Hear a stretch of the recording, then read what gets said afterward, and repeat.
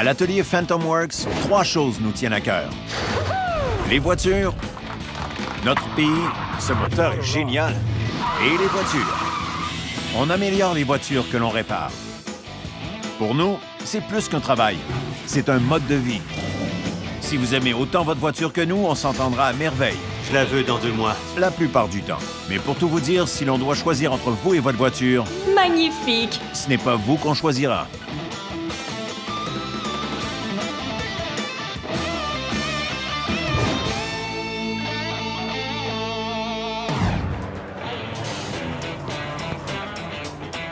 Selon moi, les hommes n'ont que 2 vraies passions. Les femmes et les voitures.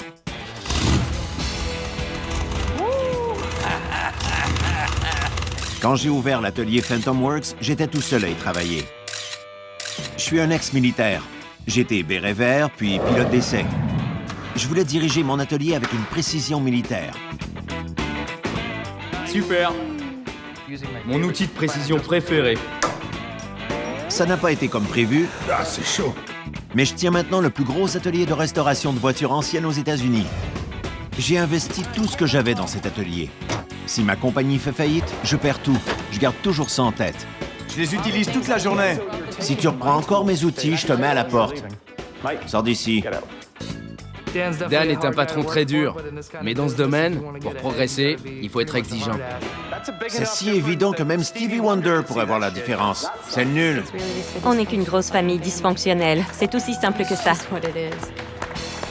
Je m'attends à ce que tous les employés se donnent à 100% tous les jours. Rien de moins. On ne fait rien à moins de le faire à la perfection. On ne répare pas les voitures des types qui comptent la revendre. Et on ne néglige rien. Même avec toute votre expérience, vous ne toucheriez pas cette voiture. Oh non. Ici, toutes les voitures ont une histoire.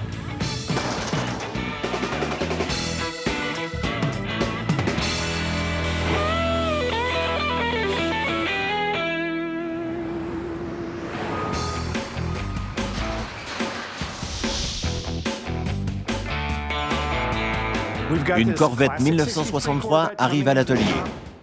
Dirige-la un peu vers la droite. C'est ça? Son propriétaire m'a assuré au téléphone qu'elle est en bon état. Mais ils me disent tous ça.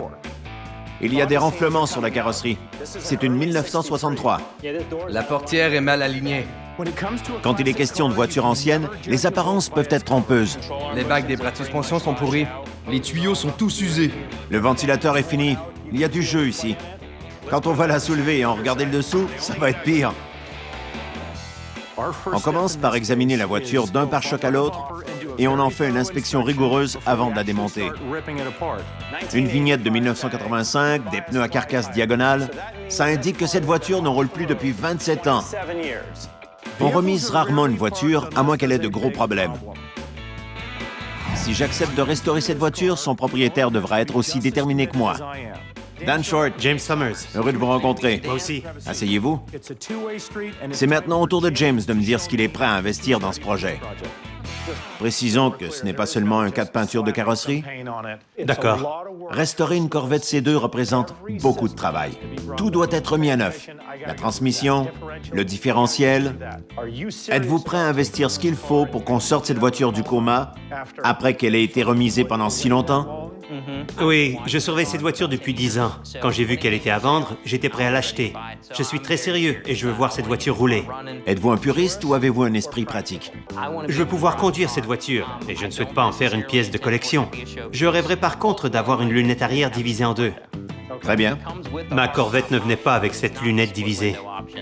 La version la plus populaire de cette voiture était le coupé avec la lunette arrière divisée en 2. James a le modèle décapotable, mais il aimerait aussi avoir un toit rigide, avec cette lunette particulière. Vous voulez de belles roues, des améliorations modernes et une peinture rouge? Ça devrait tourner autour de 50 000 $. D'accord. Et il faut étudier ce concept de toit rigide, parce que ça n'a jamais été fait auparavant. Pourra-t-elle être prête dans 2 mois? Je me marie et j'aimerais que ma femme et moi partions à bord de cette voiture après la noce. Je tiens à voir cette voiture pour le jour de mon mariage, parce que ça serait une façon originale de célébrer cette journée spéciale. Vous vous mariez dans 2 mois et vous avez attendu jusqu'à aujourd'hui pour me demander de restaurer une voiture qui doit être refaite à neuf. Mais elle a toujours été à l'abri dans un garage. Tous mes clients sont convaincus que leur voiture est en parfait état et qu'ils pourront l'utiliser pour une occasion spéciale. Si je restaure cette voiture, je dois immédiatement remettre les pendules à l'heure avec James. J'ai de bonnes et de mauvaises nouvelles, tout est relatif. Regardez les longerons du châssis, ils sont légèrement rouillés, ce qui n'est pas préoccupant. Voici les mauvaises nouvelles. On ne peut rien faire avec cette voiture tant qu'on n'aura pas enlevé chacune des composantes du système d'alimentation d'essence. Je rencontre Dan pour la première fois aujourd'hui et il me fait sentir que ma voiture est tout juste bonne pour la ferraille. Vous ne trouverez pas un bout de caoutchouc dans cette voiture qui n'est pas désintégré. Je vois. Il n'y a pas que ça. Chacune des pièces de cette voiture doit être réparée ou remplacée. On a des problèmes ici. Comme vous pouvez le voir, cette roue ne tourne même pas. Oui, Elle est bloquée par ceci. je pensais que la restauration ne prendrait qu'un mois. Voyez-vous à quel point ce carter d'huile est usé? Que pourrait-il y avoir d'autre? Regardez les arêtes de cette carrosserie. C'est fendillé ici. Oh, Selon moi, cette voiture a été emboutie, ce qui a arraché la portion arrière, le carter et le haut de la jupe. j'ignorais qu'elle avait subi un accident. Avec ce que cette voiture m'a coûté, c'est dur pour moi d'apprendre qu'elle est en si mauvais état. Je suis en état de choc. Je vais vous révéler ce qui ne vous semble peut-être pas évident. Tous ceux qui disent qu'ils pourraient restaurer cette voiture en une semaine disent n'importe quoi. On ne pourrait pas même trouver les pièces qui manquent en une semaine. Je vois. Ça prend des mois avant de recevoir des pièces. Ça, c'est la réalité. Il y a 65 voitures dans mon atelier qui attendent d'être réparées. Vous n'êtes pas le seul client. Oui, Je ne pourrai restaurer la vôtre en 8 semaines que si je la démonte complètement dès aujourd'hui. d'accord. Je dois avoir une avance en argent pour commander toutes les pièces dont j'ai besoin, puis prier pour qu'on n'ait aucun problème. Oui, je comprends. Il ne faut pas qu'il y ait le moindre problème. Oui. Pouvez-vous le faire?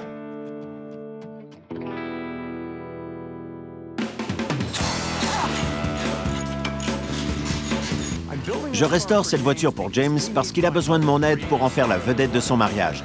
Normalement, je ne travaille pas avec des échéances, mais je ne peux refuser de restaurer une Corvette 1963, soit la plus belle voiture au monde.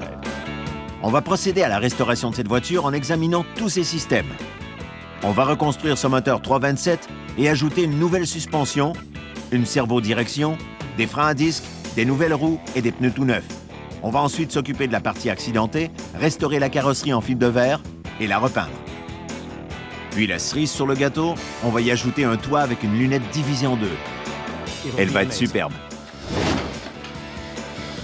Dans 2 mois, cette voiture doit être complètement restaurée et je veux que tout soit parfait. Je n'y connais rien en restauration de voiture, mais j'ai donné de l'argent à Dan et je m'attends à ce que ma voiture soit prête à temps.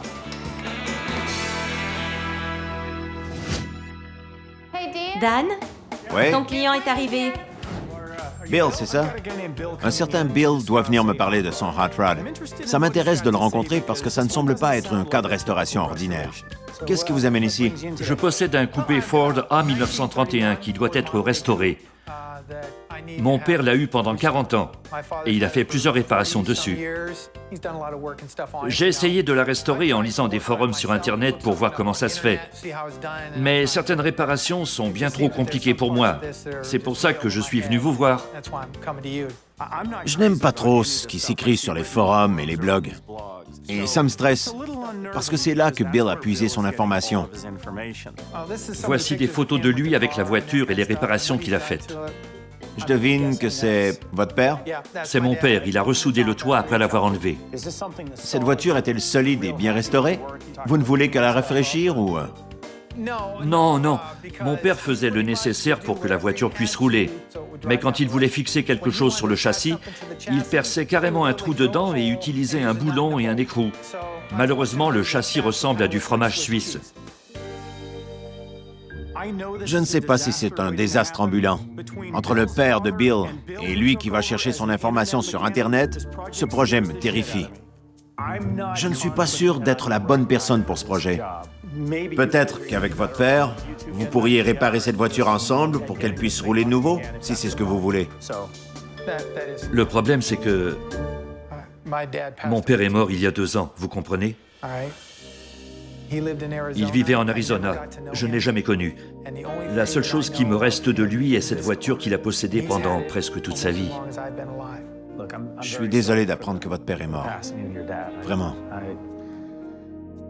Cette voiture est le seul lien que j'ai avec mon père, et je veux qu'elle fasse partie de ma vie, car ça va me donner l'impression qu'il est avec moi. J'ai commencé à la restaurer, mais ça dépasse mes capacités.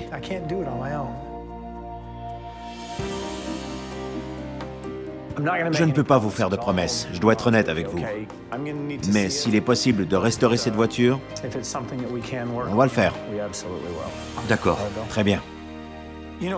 Pour moi, une voiture, c'est plus qu'un ramassis de métal, de caoutchouc et de pièces. Et c'est encore plus évident dans ce cas-ci. J'ai peur de réparer cette voiture qui risque de me donner des maux de tête. Mais comment puis-je dire non à cet homme? Je m'embarque encore dans une affaire impossible. À venir, la Ford A entre en collision avec la dure réalité. Je vous arrête tous les deux parce que c'est une décision qui représente 10 000 $.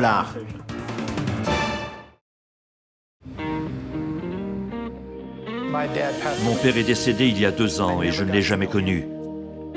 Tout ce qui me reste de lui, c'est cette voiture. Le seul lien entre Bill et son père est cette Ford A 1931 dont il a hérité. Malheureusement, Bill puise son information sur Internet. Je vais aller chez lui pour voir le véhicule en question. J'emmène Kyle afin qu'il puisse examiner cette voiture. C'est mon meilleur élément dans le département du métal. Il est jeune, mais il sait où il s'en va. Il est très doué. Malheureusement, il ne pense jamais au coût quand il envisage de restaurer une voiture. Donc, je dois le surveiller. Kyle aime les hot rods plus que tout au monde. On est au bon endroit.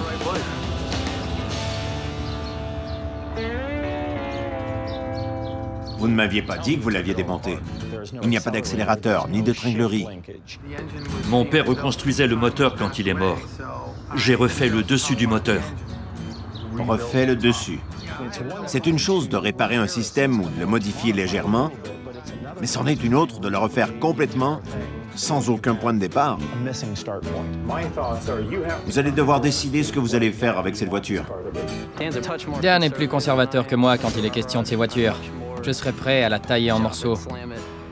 Si je n'ai pas encore découpé une pièce, c'est que je n'ai pas encore terminé. J'examine chacune d'elles et je détermine comment je pourrais la mettre en place. Mon père possédait une voiture gonflée et j'aimerais qu'elle reste ainsi. Vous voulez qu'elle soit aussi basse qu'elle l'était? Je vous arrête tous les deux. Si tu lui promets ça, tu dois lui dire ce que ça coûte.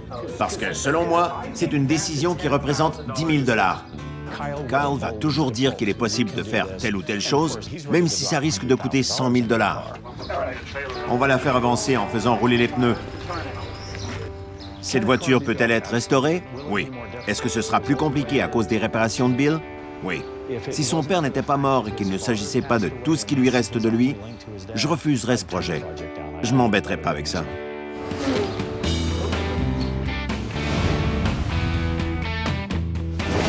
On a moins de 8 semaines pour restaurer cette Corvette avant le mariage, alors que j'aurais besoin de 8 mois. Cet échéancier est très serré, mais c'est faisable si on n'a pas de pépins. Ce sont les imprévus qui retardent tout, les problèmes qui font tout dérailler. Et on a déjà notre premier d'entre eux, le moteur. Regarde-moi ces bossages de cam, si on peut encore les appeler ainsi. Ils sont complètement arrondis. Le premier est usé, le deuxième a disparu, et le troisième est usé aussi. Cette voiture a 100 000 km au compteur, mais elle devait aller très mal dans les derniers 10 000. Il était sans doute difficile de sortir de son allée avec cet arbre à cam. James, Dan Short à l'appareil. Vos bossages de cam sont finis. Voici ce que je vous suggère. Un moteur 350 qui serait plus puissant. Maintenant, il reste à espérer qu'il ne dépassera pas du capot.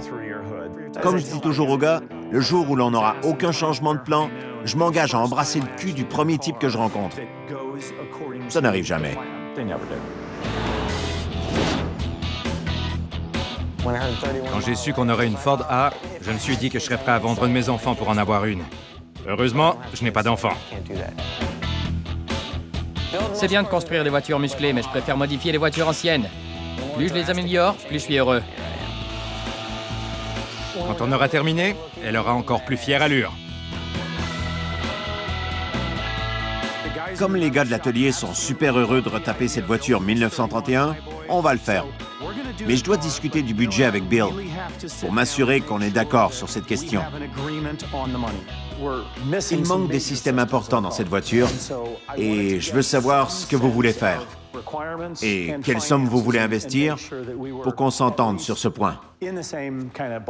Oui, je ne peux pas y consacrer plus de 20 000 $, c'est tout ce que j'ai. 20 000 $, incluant les pièces et la main-d'œuvre. En 200 heures, il est impossible d'examiner tous les systèmes qui ont été enlevés de cette voiture, d'en fabriquer des nouveaux sur mesure et de rendre ce véhicule conforme aux normes de sécurité. C'était la voiture de mon père et je veux garder cet héritage en vie, mais j'ignore combien cette restauration va coûter. Tout ce que je souhaite, c'est qu'on en fasse le plus possible. Et quand on atteindra la limite, on s'arrêtera parce que je ne peux pas y consacrer plus d'argent que ça. Je vais restaurer la voiture de Bill. Mais avec si peu d'argent, notre priorité est de la rendre sécuritaire. On va en examiner la structure et s'assurer qu'elle est solide et ajouter des freins fiables. Malheureusement, il faut aussi installer un moteur, une boîte de vitesse et un radiateur fait sur mesure. On va faire ce qu'on peut avec les 20 000 $ à notre disposition et pas plus. Je n'ai pas les moyens de financer les autres travaux. Et franchement, c'est à Bill de décider, pas à moi.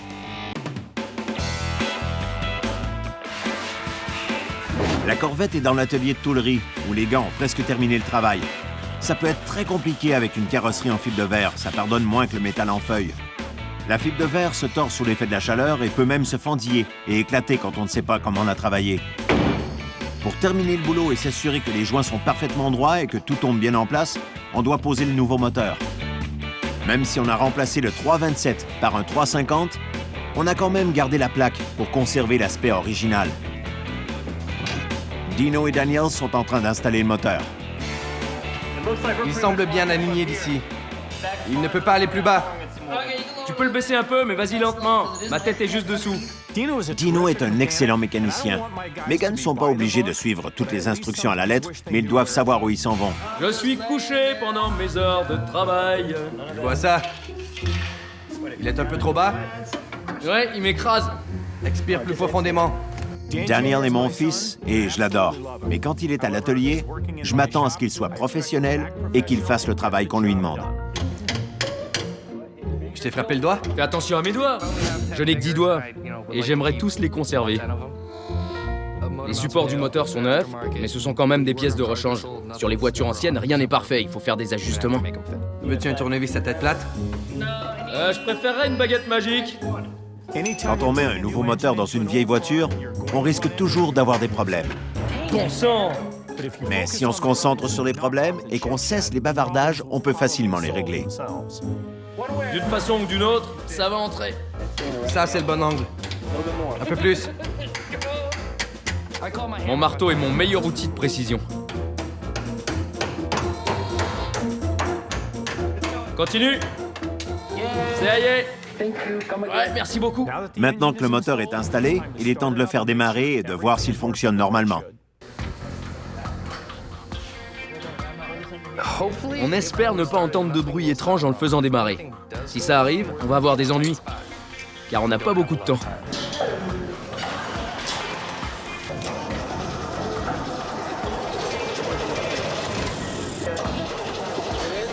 Mets de l'essence. Vas-y, laisse-moi voir l'essence qui arrive.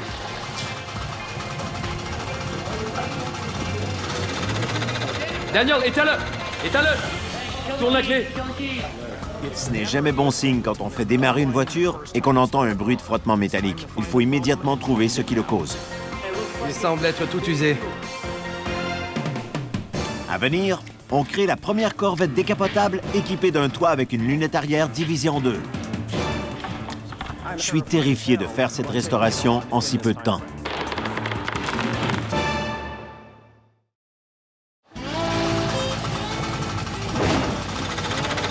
Daniel, éteins-le, vite! On a fait démarrer le moteur de la Corvette pour la première fois et on a entendu un bruit horrible. On va soulever la voiture pour voir quel est le problème. Je vois le problème. Ça frotte contre le palier principal. Je comprends pas pourquoi. Il y a peut-être des boulons qui dépassent. Non, ça semble être penché du mauvais côté. Tire dessus. Ça, c'est la tôle de protection qui empêche la poussière et la terre de se retrouver dans le carter d'embrayage. Ce côté ressemblait à l'autre côté, mais il a été légèrement replié et a été en contact avec le palier principal. C'est ce qui causait le bruit. Il faudrait que JP nous le redresse au plus vite. Immédiatement après avoir redressé cette tôle de protection et l'avoir réinstallée, on a eu de nouveaux problèmes encore plus graves. Daniel! C'est pas bon signe quand on a une mare d'huile. Le moteur est scellé et en plus, il vient tout juste d'être reconstruit. Il va falloir trouver d'où vient cette huile. J'ai déjà vérifié, c'est pas ça. Là, c'est quoi? Penche-le vers l'intérieur du carter. T'es passé à travers. Ouais. Il n'a pas le bon joint d'étanchéité. Super! Foutu mauvais joint. Apparemment, la compagnie qui a construit le moteur n'a pas utilisé les bons joints d'étanchéité. C'est une erreur que n'importe qui aurait pu commettre. Sauf moi, bien sûr. Ça va retarder notre échéancier. Va-t-on pouvoir poser le bon joint d'étanchéité sur ce carter aujourd'hui? Je l'ignore complètement.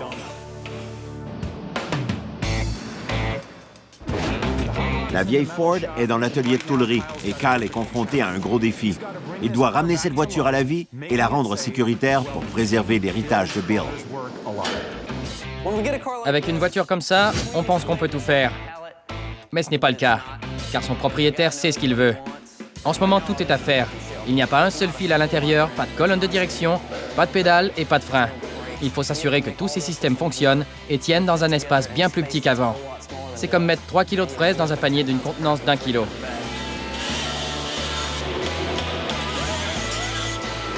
Si ce n'était que de moi, je referais complètement le châssis. Mais on va quand même en faire une super voiture.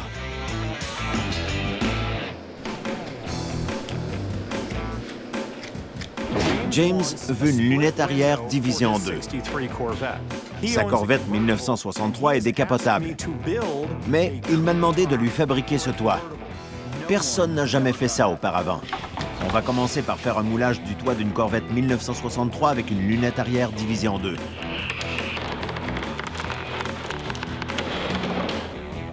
Ensuite, on va fabriquer une structure pour soutenir ce toit qui pourra être posé ou enlevé à loisir, tout en s'assurant qu'il est bien étanche. Ce projet me stimule énormément, mais je suis terrifié de faire cette restauration avec le peu de temps dont on dispose.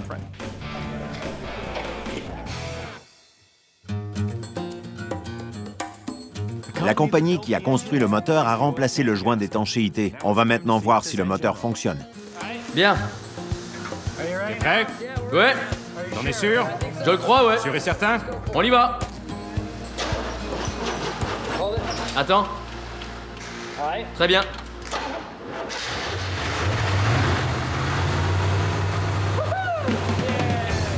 Super. Grâce à notre immense talent, on a pu faire ronronner cette voiture comme un chaton. Maintenant, il faut qu'elle puisse rouler.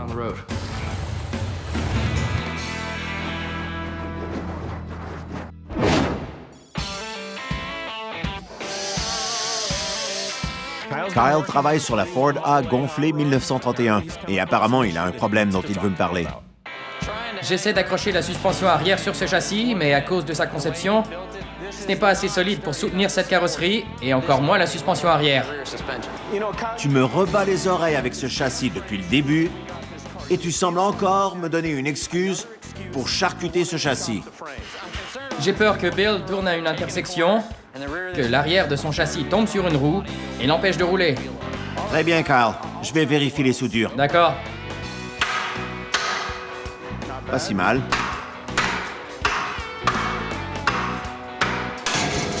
Oh! Bon sang! Peut-on encore l'utiliser? Non. Ça ne se répare pas? Non. Il faut reconstruire les derniers 45 cm du châssis.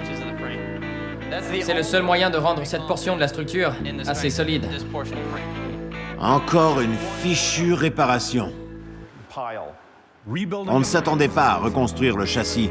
Une autre mauvaise surprise et on ne pourra pas restaurer tous les systèmes essentiels avec le budget ridicule dont on dispose.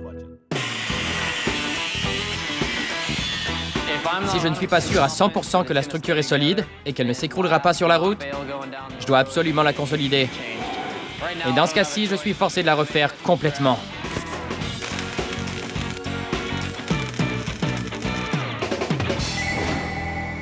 Phantom Works, que puis-je faire pour vous? James Summers voudrait venir voir comment progressent les travaux sur sa corvette. JP travaille dessus. Venez voir ces roues. Tout est flambant neuf à l'arrière.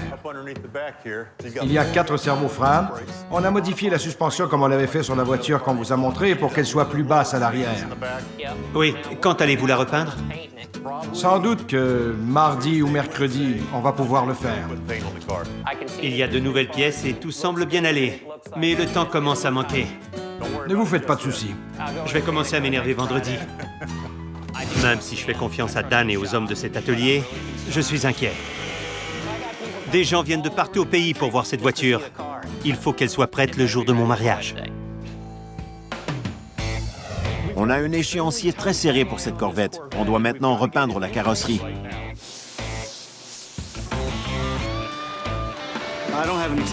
Comme je n'ai pas le droit à l'erreur, je vais tout vérifier 2 ou 3 fois avant de commencer une nouvelle étape. Tout doit être propre à l'extrême. Il ne doit pas y avoir la moindre poussière dans le local. La couche d'après est très délicate à appliquer, car elle peut mal adhérer à la voiture.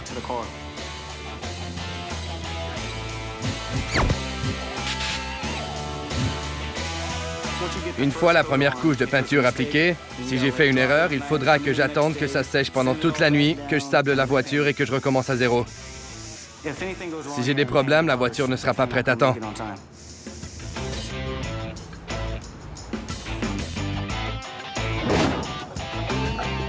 Je travaille sur le hot rod. La carrosserie est en bon état, mais comme elle n'est pas parfaitement symétrique, ça complique le travail.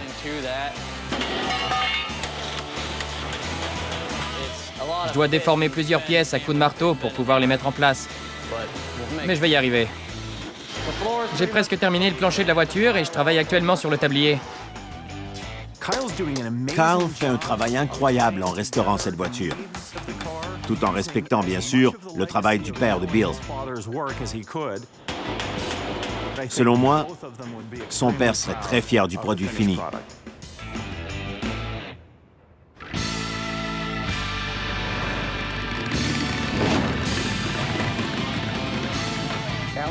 Alan devait réussir la peinture de la Corvette du premier coup et il l'a fait. Il ne reste que quelques touches finales à faire sur la voiture avant que j'aille l'essayer.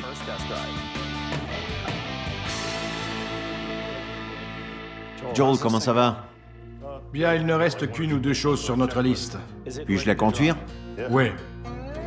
Bien, parce qu'il ne reste que 4 jours avant la livraison. Quand on peut enfin conduire une voiture, c'est le point culminant de notre travail. Bien, merci les gars. L'essai de conduite doit être aussi impressionnant que l'aspect de la voiture. Il doit être parfait.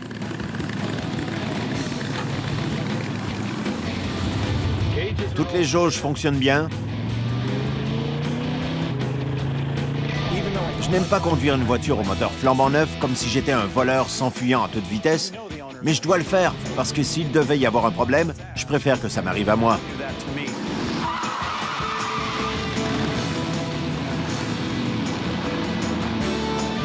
Il y a un problème de direction. La voiture tire à gauche et plus je vais vite, plus ça tire. Cet essai aurait dû bien se passer, mais ça n'a pas été le cas.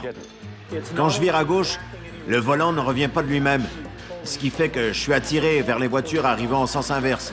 Ce n'est pas bon. Dans le pire des cas, le châssis de la voiture est peut-être tordu. C'est nul. À venir, d'autres problèmes surviennent au moment où l'on met la touche finale sur la Ford A.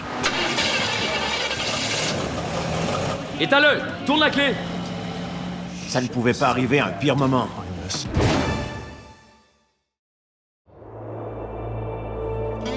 La carrosserie est tordue. Tordue et en angle. Le châssis est là et la carrosserie est tordue. Cette Corvette 1963, qui était censée être en bon état, ne nous a donné que des problèmes. Jim se marie dans quelques jours et on est confronté à ce châssis tordu. On a toujours des problèmes de dernière minute, Mais celui-ci m'a pris au dépourvu. Je ne m'attendais pas à ça. Ça pourrait se faire aujourd'hui? Nos experts affirment pouvoir tirer sur le châssis et le redresser sans abîmer la carrosserie en fibre de verre. Pour redresser un châssis, on s'agrippe dessus et on tire. Mais comme ça a un effet sur toute la voiture, ça risque de fendiller la carrosserie en fibre de verre.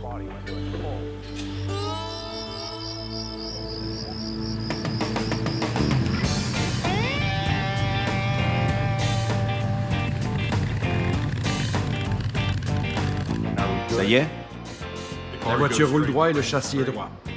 il ne reste plus qu'à polir la voiture.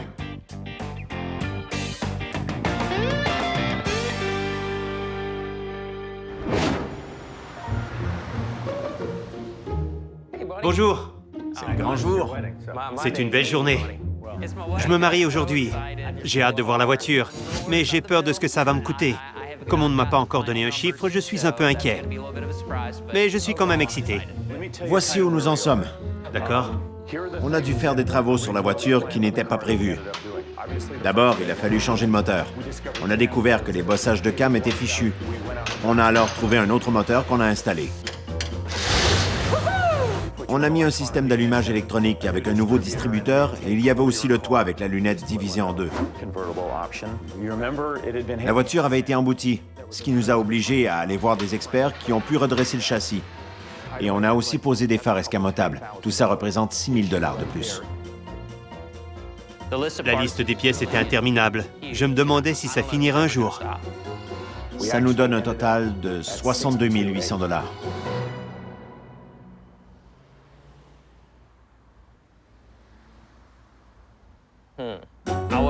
Je ne m'attendais pas à ce que ça coûte aussi cher. C'est plus que toute ma noce. D'accord. James est mécontent du montant de la facture. Ça m'a fait mal d'émettre ce chèque. J'espère que ça en vaudra la peine. Ça, c'est comme une femme qui oublie tout des douleurs de son accouchement quand on lui met son bébé dans les bras. Dès que James va voir sa voiture, il va comprendre. Ce sera comme un bébé dans ses bras. C'est ma voiture? Oui? Bon sang! N'est-elle pas magnifique? Je ne peux pas le croire. Vous attendiez-vous à ça? C'est encore mieux que ce à quoi je m'attendais. Avec cette nouvelle peinture, elle est flamboyante. C'est incroyable. C'est la plus belle voiture au monde. C'est irréel. Elle est à vous. Elle est extraordinaire. Vous avez fait du beau travail. Faisons-la démarrer.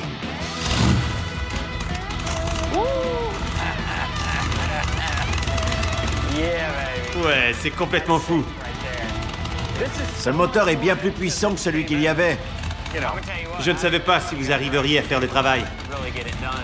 Ça n'a pas été de tout repos. Je me vois déjà partir à bord de cette voiture avec ma femme à mes côtés. Ça sera une journée parfaite. Absolument parfaite. On est venu au mariage et les gens adorent la voiture. C'est vraiment fabuleux. Maintenant, il faut prier pour qu'elle démarre sans problème et que le moteur ne cale pas. As-tu vu la voiture? Mon Dieu, elle est magnifique!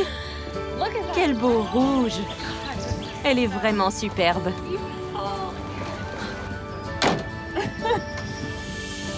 Fais-la démarrer et qu'on puisse voir de quoi elle est capable.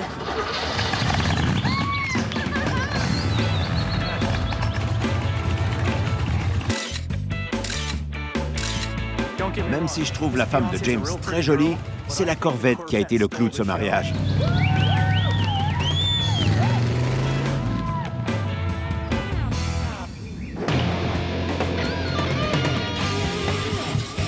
J'avais promis à Bill de terminer la restauration de sa voiture pour l'anniversaire de son père. Malheureusement, ce jour arrive à grands pas et il nous reste encore beaucoup à faire. On est confronté à une réparation qui représente 5% du travail et qui nous prend 95% de notre temps. Les freins ne sont pas terminés, l'accélérateur n'a pas été installé et il ne nous reste que quelques heures avant l'arrivée de Bill. On a beaucoup de travail pour les 2 prochaines heures. Ah, c'est chaud.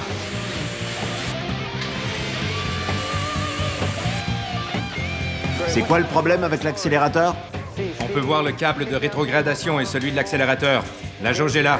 On va devoir percer des trous pour les jauges. Pourquoi ne le fait-on pas tout de suite? Je le laisse installer le siège. D'accord. On est rendu à cette étape. Je te retarde, on dirait. Je n'ai jamais dit ça. Oui, monsieur. C'est super quand Dan restaure une voiture avec nous et qu'on est tous stressés. On court dans tous les sens comme de vrais fous et notre patron est aussi stressé que nous. Il se salit les mains pour qu'on puisse finir le travail au plus vite. On forme alors toute une équipe. Je me sens comme Michael Jackson. Quand on travaille tous ensemble, je suis toujours sûr qu'on pourra respecter nos délais. Je ne vois pas comment on pourrait échouer, à moins qu'il se produise une catastrophe. Le délai ne m'inquiète pas du tout. Vraiment pas.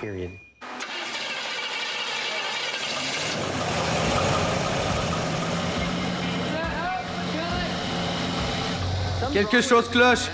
Ça ne va pas. C'est bouillant ici et le radiateur est complètement froid. Ce n'est pas bouillant. C'est brûlant.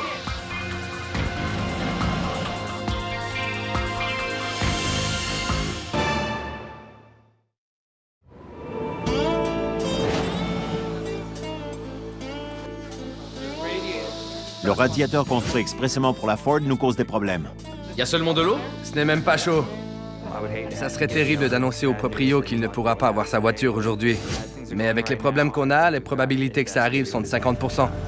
Sur le dessus, le radiateur est chaud, mais au bas, il est complètement froid. Ouais. Ce radiateur ne fonctionne pas. Il semble n'y avoir aucune circulation. Éteins-le. Il y a quelque chose qui cloche. Quelqu'un a-t-il testé ce radiateur en mettant un tuyau? Non. C'était une erreur. Il faut maintenant déterminer si c'est le radiateur qui fait défaut ou si c'est un problème de tuyau. Le radiateur de la Ford A est unique de par sa forme. Il ne ressemble à aucun autre modèle de radiateur et encore moins à ceux des voitures récentes. Ça ne pouvait pas arriver à un pire moment. Il faut identifier le problème, parce que sinon on va finir par faire griller le moteur et ça causera d'encore plus gros dommages. Steve, prends un entonnoir de vidange propre et vérifie si ça circule dans le radiateur. Steve? Steve! J'arrive. T'as de l'antigel? Oui. Ça sort. Selon moi, c'est le tuyau qui est bloqué. Rien ne sort.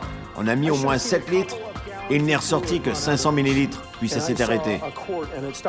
Le liquide ne circule pas. On a besoin d'un radiateur pour cette fichue voiture et on ne l'a pas. Je n'avais jamais vu Dan si stressé à cause d'une voiture. Voici ce que tu vas faire. Prends un contenant d'eau. Pour voir si ça ressort? Ouais, je veux voir à quelle vitesse ça coule. Juste derrière toi. Commence à verser. Continue de verser l'eau. J'en verse. Pas une goutte ne ressort. Où va cette fichue eau? Continue. Ce radiateur est vraiment bloqué.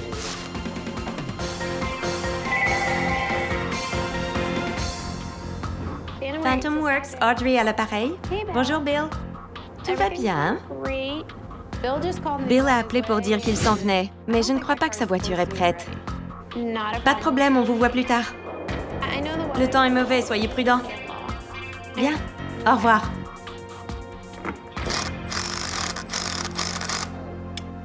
Il n'y a pas d'eau là-dedans. Ça y est. Commence à verser la quantité dont on a besoin pour faire fonctionner le moteur. Ça rentre bien. On vient de verser 5 litres et demi d'eau qu'on n'a pas vidangé. Arrête. Allumons le moteur pour voir comment ça se passe. De l'eau chaude s'écoule déjà du tuyau du dessous. Ah ouais. C'était bloqué? De l'air. Ce n'était qu'une bulle d'air? Un petit bouchon de vapeur? Ouais. Maintenant que ce problème de radiateur est réglé, la voiture est prête. Bill vient chercher sa Ford A 1931. On va pouvoir lui montrer ce qu'on a fait avec la voiture de son père. Vous aviez un budget très limité, et honnêtement, on aurait pu dépenser le double. Il y avait tant de détails et de choses à faire. Mais bon, voici les choses dont on s'est occupé. On a commencé par fabriquer un plancher et un tablier, et on a conçu un système pour soutenir la suspension arrière. On a fini par devoir refaire le châssis à cause de problèmes de structure. On a aussi refait le circuit de freinage de A à Z.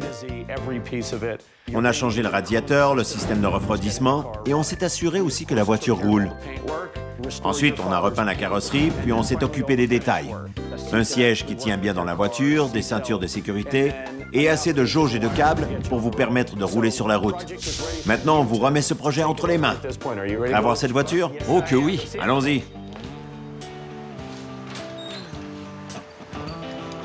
Ça a été une restauration extraordinaire. Cette voiture est un vrai témoin du passé. Elle a quoi? Près de 80 ans? Oui. Et la voici maintenant. Comment cela va-t-il se passer? De quoi la voiture aura-t-elle l'air?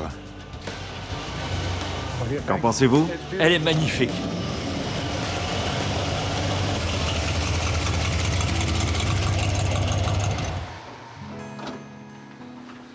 Eh bien, qu'en dites-vous? C'est fantastique. Comment allez-vous? Bien. Je vous remercie de nous avoir confié ce projet. Mon père serait tellement heureux.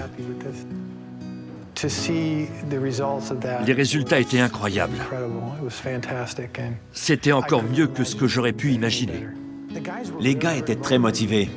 Ils savaient ce que cette voiture représentait pour vous. C'était important pour eux de bien faire les choses et de vous rapprocher ainsi de votre père. Merci beaucoup, c'est extraordinaire.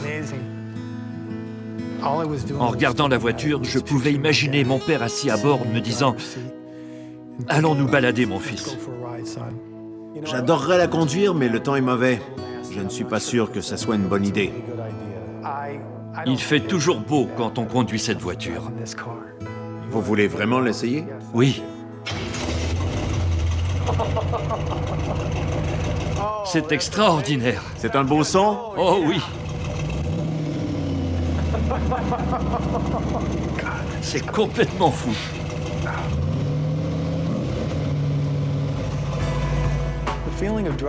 Quand j'ai conduit la voiture, j'étais tout excité. J'étais submergé par toutes sortes d'émotions. Au volant de cette voiture, je sentais comme une chaleur dans mon ventre, même s'il faisait froid. Je me fichais du temps qu'il faisait. Il fait toujours beau quand je conduis la voiture de mon père.